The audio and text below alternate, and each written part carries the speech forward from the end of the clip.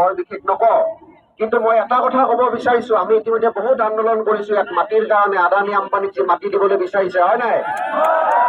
এতিয়া আমি এটা কথা কৈছো যে আমি কাৰ্বি মানুহে কি বিচাৰিছো, আমি ট্ৰাইবেল মানুহে কি বিচাৰিছো, ইয়াত 244A বিচাৰিছো, আমি 6 শিডিউল ষ্ট্ৰং হোৱাটো বিচাৰিছো, আমি ইয়াতে স্কুল বিচাৰিছো, আমি ইয়াতে হস্পিটেল বিচাৰিছো। কিন্তু তুলিৰাম ৰঙাকে কি বিচাৰিছে?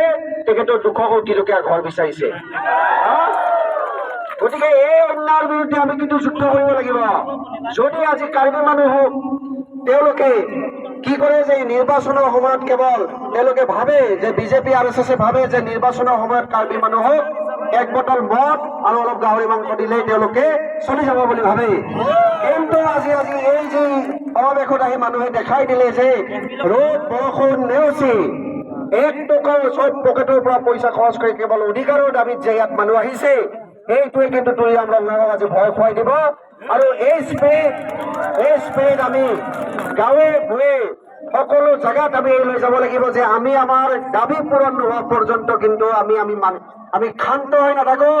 আৰু তুলিৰাম ৰঙাক এটা কথা বুজাই দিব লাগিব যে তোমাক 200 কোটি টকীয়া ঘৰ বনাবৰ কাৰণে আমি ইয়াত CM পতা নাই, আমি কাৰ্বি আংলঙৰ উন্নয়নৰ কাৰণে CM পাতিছো।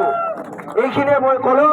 আদানী আম্বানীয়ে গোটেই কাৰ্বি আংলং ডিমা হাছাও অহা 10 বছৰত শেষ কৰি দিব যদি আমি মাত নামাতো। আজি সমগ্ৰ অসমত তেওঁলোকে মাটিৰ কাৰণে মাটি ৰাভা অঞ্চলৰ পৰা, বড়োৰ পৰা, কাৰ্বিৰ পৰা, ডিমাছাৰ পৰা, সকলোৰ পৰা মাটি কাঢ়িবলৈ চেষ্টা কৰিছে।